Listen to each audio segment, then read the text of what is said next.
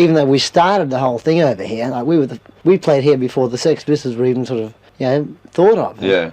And now we've always been there, and people are beginning to realise that now they want more than just some... The official story was simple. Bon Scott drank too much, passed out in a car, and never woke up. For decades, that's what the world believed about AC/DC's wild frontman. But the real story of that cold February night in 1980 is filled with holes that don't add up. A friend who vanished years later, a suspiciously quick investigation, missing hours nobody can account for, and evidence that suggests Bon might not have been alone when he died. After 45 years of rumors, the disturbing truth about what happened in that small Renault car is finally coming to light. Ronald Belford Scott was born on July 9, 1946, in a small Scottish town called Forfar. His parents, Chick and Issa, had already lost their first baby, so Bon's birth was a moment of relief and happiness. They lived above a bakery in Kirriemuir, a quiet town surrounded by hills. The place was full of stone buildings and old charm, and that's where Bon spent the first 6 years of his life with his younger brother Derek, born in 1949. These early years in Scotland were calm, full of tradition,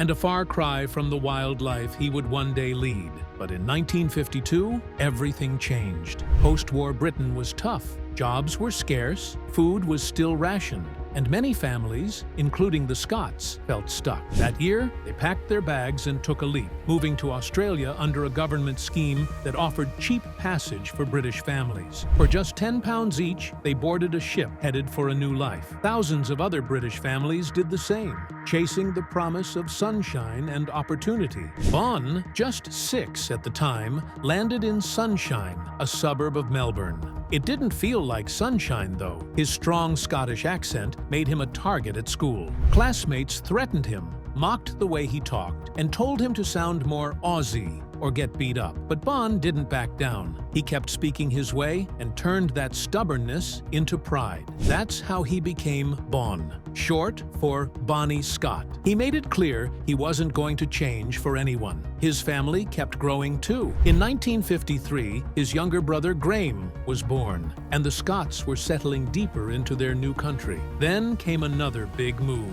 In 1956, the family relocated to Fremantle, a rough and working-class port city in Western Australia. It was a tougher place, but it felt more real. Bon went to school, joined the local Scots pipe band, and learned to play the drums. He even picked up the fife and recorder. Music gave him something solid to hold on to. But Fremantle also sharpened his edges. By the early 60s, he wasn't just drumming. He was running with gangs. Bon got a name for himself. He was small, but he could fight, and people knew not to mess with him. School didn't last long. By 15, Bon was done with it. He didn't care about classes, and he'd rather listen to Chuck Berry than any teacher. Still, he wasn't lazy. He took on hard jobs: farmhand, crayfisherman, apprentice mechanic. He even got named the best first-year apprentice at one company, surprising everyone. He worked as a postman, bartender, and storeman too. But none of it really mattered to him. It was just something to pay the bills while he chased the only thing he really wanted: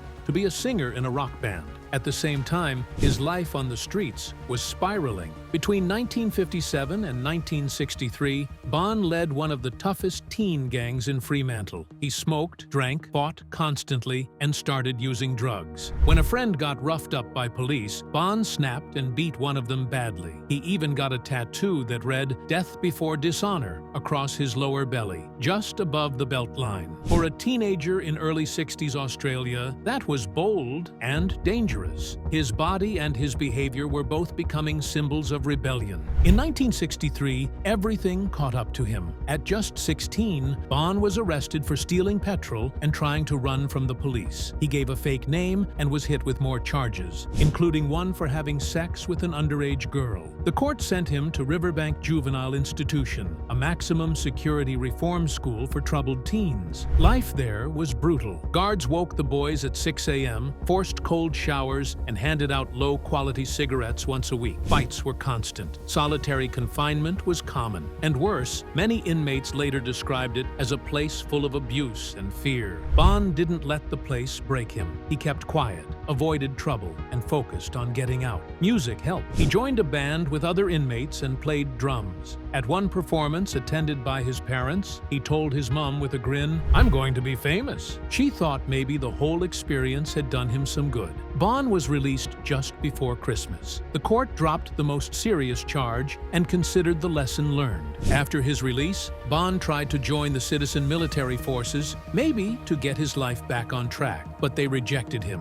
calling him socially maladjusted. That label didn't bother him. In 1964, Bon Scott was just a kid in Perth with a dream and a drum kit. He helped form a band called the Spectators, sharing the stage with John Collins. They had an unusual setup. Both were drummers and singers, switching spots halfway through the show. Their music was a mix of beat, pop, and rock and roll, but deep down, they were more into gritty blues. While they covered big names like the Beatles and the Rolling Stones, their real passion came through in songs by the Kinks, Them and the Pretty Things. That raw energy caught people's attention, and in October 1965, they even got to record 4 songs for a local TV show called Club 17. These early tracks, Gloria, On My Mind, Yesterday, and It Ain't Necessarily So, captured a young Bon just starting to find his voice. While all of this was happening on stage, something just as dramatic was unfolding behind the scenes. Bon fell hard for a girl named Maria van Vlijmen. She was 17, blonde, Catholic, and from a well-off family,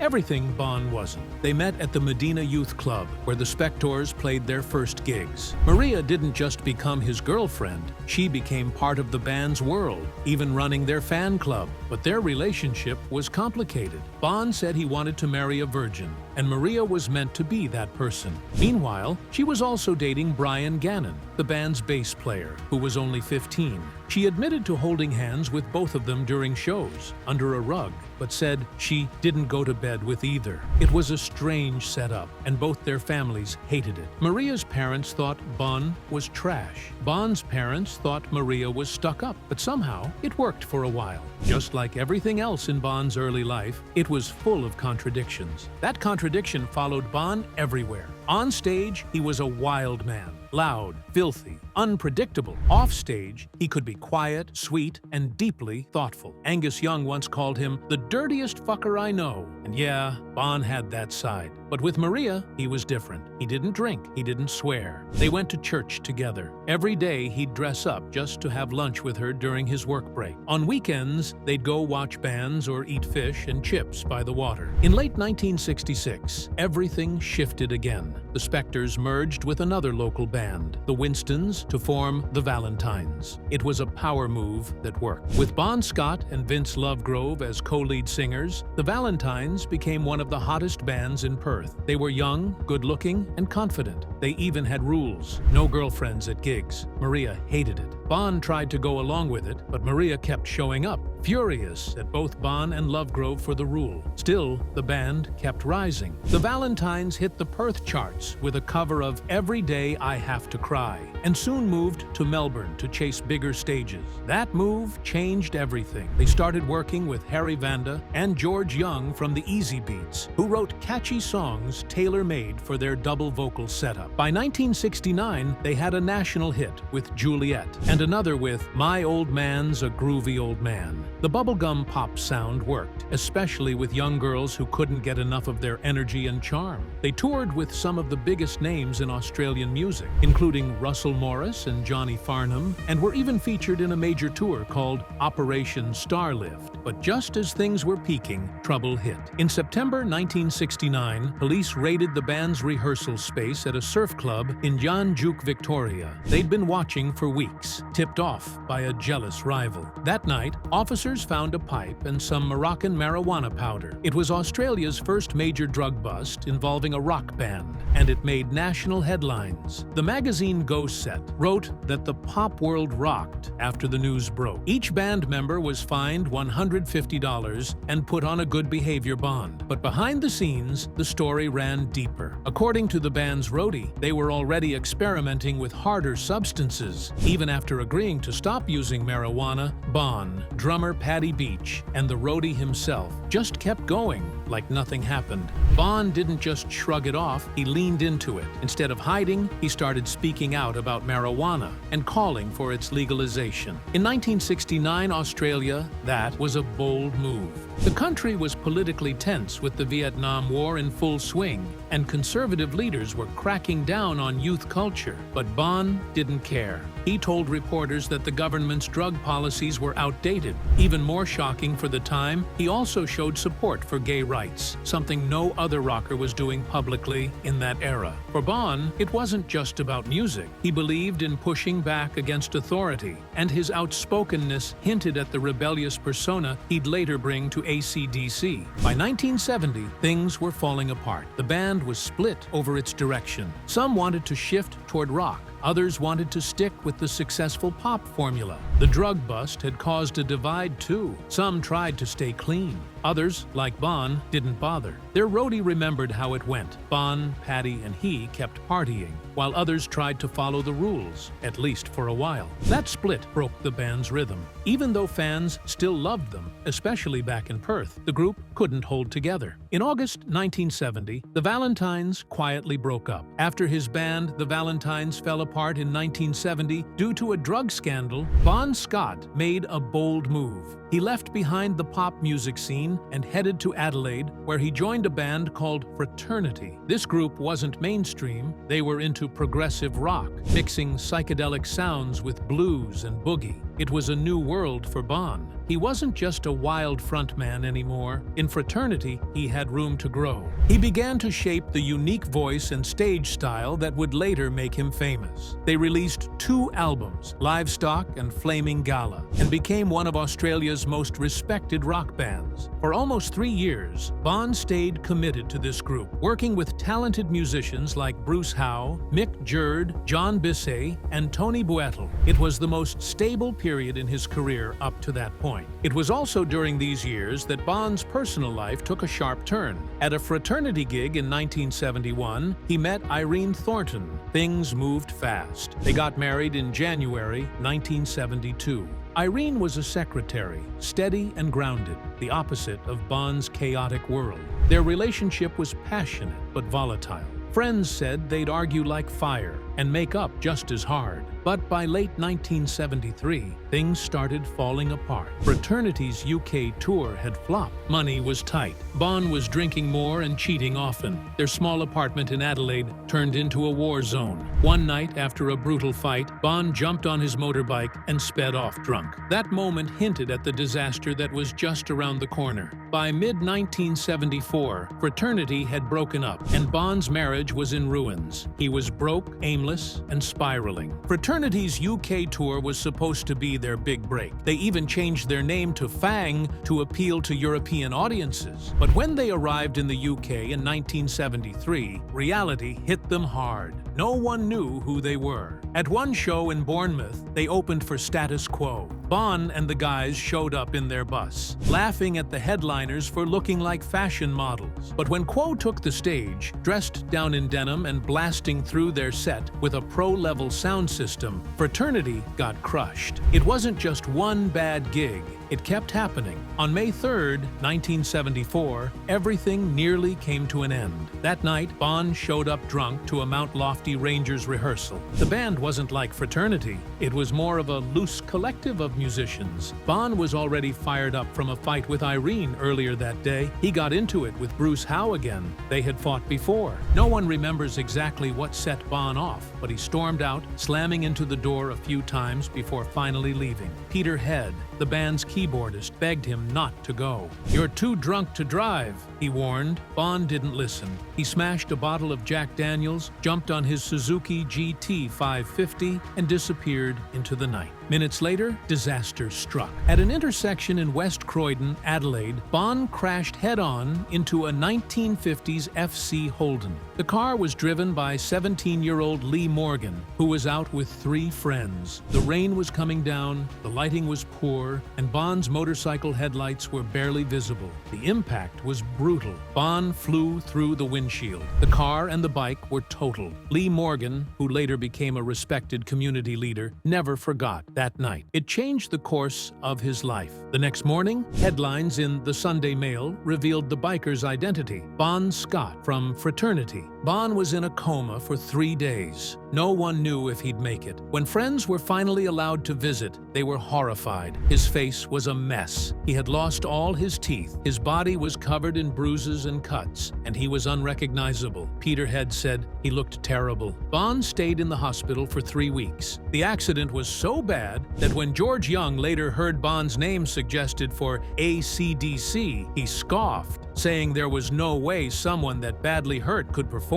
The truth was, Bon's short time with Mount Lofty Rangers was over. He had only played 12 gigs and recorded 2 songs with them, songs that wouldn't even be released until decades later. That crash didn't just break his bones, it broke his life in half. Everything he had known, his band, his marriage, his routine, was gone. During recovery, he had to take odd jobs just to get by. He was mowing lawns, painting walls, doing whatever he could. He was 27 and scared. He thought he was too old to make it in music. He needed a fresh start. By October 1974, Bon packed up and left Adelaide for good. He moved to Sydney, leaving behind the ghosts of fraternity and the wreckage of the Rangers. He was ready for something new, even if he didn't know what that was yet. It was an old friend who gave him that second chance. Vince Lovegrove, Bon's former bandmate from the Valentines, had started a small management company with his wife.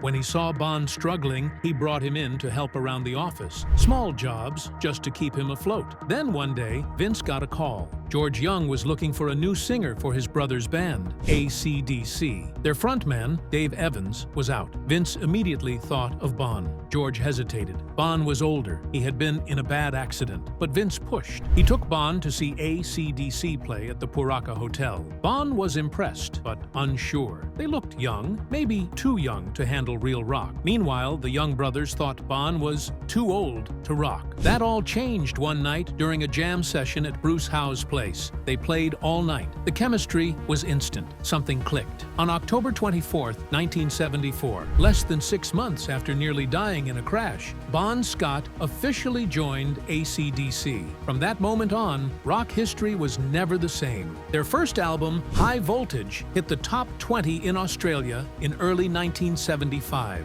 Their second, TNT, went even further, reaching number 2. Songs like It's a Long Way to the Top and Jailbreak became anthems. Then, with perfect timing, their manager sent tapes and photos to contacts in London. Atlantic Records executive Phil Carson heard them and offered a global record deal. That deal changed everything. By 1976, AC/DC was touring Europe, opening for the biggest bands in the world: Black Sabbath, Kiss, Aerosmith, and The Who. Their international version of High Voltage sold over 3 million copies, pushing them far beyond the Australian scene and straight into the global spotlight. In 1979, the band took their biggest risk yet. Atlantic wanted a hit, so they brought in producer Robert John Mutt Lang.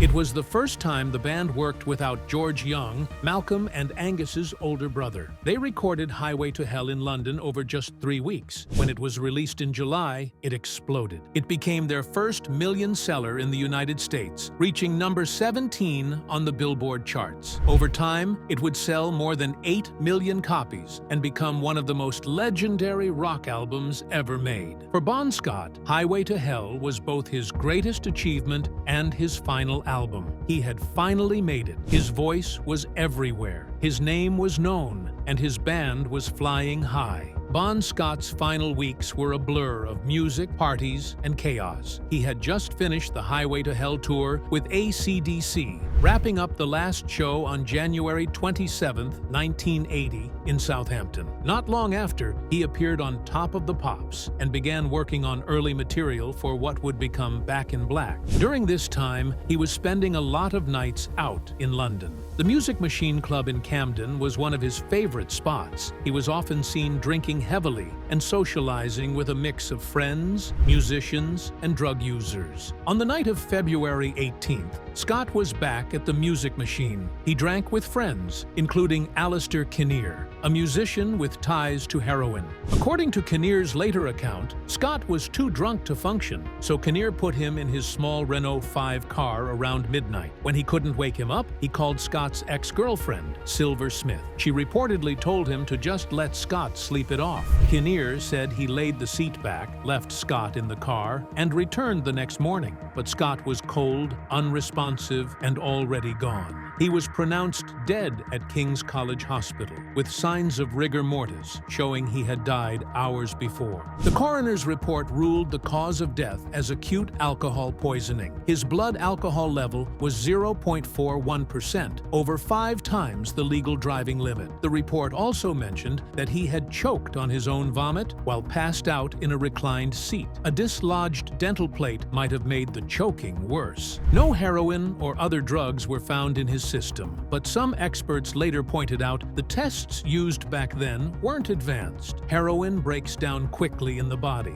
and in 1980, the difference between morphine and other opiates wasn't always clear in toxicology reports. There were also questions about how quickly the investigation was wrapped up, within 72 hours, without checking for other substances. Some people close to Scott mentioned that he had previously overdosed on heroin in 1974 and 1978. This raised the possibility that his body might have still been vulnerable to drugs, even if traces weren't obvious. Not everyone agrees with the official story. Some believe that alcohol alone didn't kill him. For one, AC/DC drummer Colin Burgess said Scott didn't seem that drunk the last time he saw him. Others argue that Scott's liver was already damaged from years of heavy drinking, which made him more fragile. Still, it's strange for someone like Scott, who had a high alcohol tolerance, to suddenly die from it, unless something else was involved. That's where the heroin theory comes in. Jesse Fink's book, The Last Highway, suggests that Scott may have been given heroin the night he died.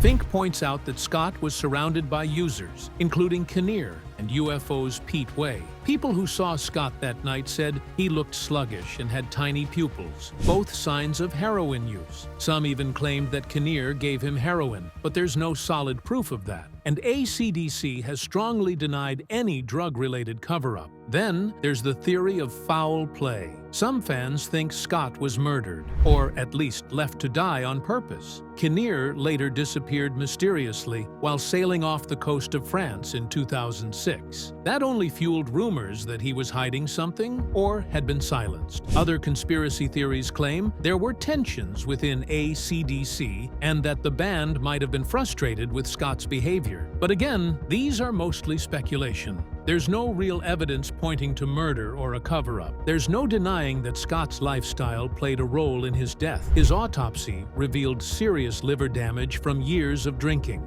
He also had dental issues from an old motorcycle crash, which made it easier for vomit to get stuck in his throat if he passed out. London's music scene at the time was flooded with heroin, and Scott was surrounded by people who used it. Even if he wasn't using it that night, being in that environment made it risky. After Bon Scott died suddenly in early 1980, the rest of AC/DC were completely shaken. Angus and Malcolm Young, Cliff Williams and Phil Rudd didn't know what to do. They were in shock. Some of them thought it might be the end of the band. Bon wasn't just their frontman. He was their friend, their energy, and their voice. Without him, it didn't seem right to go on. They seriously considered walking away from it all. But then, something unexpected gave them strength. Bon's family, especially his parents, told them that he would have wanted the band to keep going. That simple message changed everything. It was the push they needed. Around that same time, they remembered something Bon had said before he passed. He had talked about a singer named Brian Johnson from a band called Geordie. Bon had liked him. He even told friends that Johnson reminded him of Little Richard, and that he truly knew what rock and roll was all about. It was almost as if Bon had unknowingly picked his own replacement. Just 2 months after Bon's death, AC/DC brought Brian Johnson into the band. They didn't waste any time.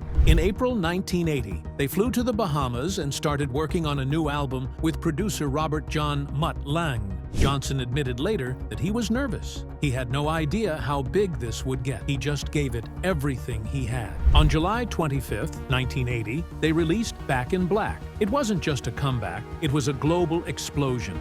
The album cover was plain black, a tribute to Bond. But the music inside was anything but quiet. People around the world connected with it. The album hit #1 in the UK and #4 in the United States. It was so popular that it sent AC/DC's older albums back into the charts. No one had done that since the Beatles. Over time, Back in Black became a monster. In the United States, it went 27 times multi-platinum. It became the third best-selling album in American history, just behind Thriller by Michael Jackson and Their Greatest Hits by the Eagles. Around the world, it sold an estimated 50 million copies, second only to Thriller. And it never even hit #1 in America, but it stayed in the top 10 for more than 5 months. Some fans believe that Bond had a hand in the lyrics, especially for songs like You Shook Me All Night Long, though that's never been proven. Bon Scott didn't live to see it, but the world didn't forget him. In 2003, he was inducted into the Rock and Roll Hall of Fame with AC/DC. His nephews were there to accept the honor. In 2004, Classic Rock magazine named him the greatest frontman of all time, above even Freddie Mercury and Robert Plant. 2 years later, Hit Parader ranked him among the top 5 heavy metal vocalists ever. His songs lived on, too. Highway to Hell, which he co-wrote, landed on Rolling Stone's list of the 500 greatest songs of all time. The album itself made the magazine's top albums list, and his memory stretched far beyond English-speaking countries. A French band wrote a tribute song, so did a German hard rock group, and even a Romanian band. Everyone felt the loss. In 2012, the album Back in Black was added to the Grammy Hall of Fame. It was one more way of keeping Bond's spirit alive, through the very music the band created in his honor.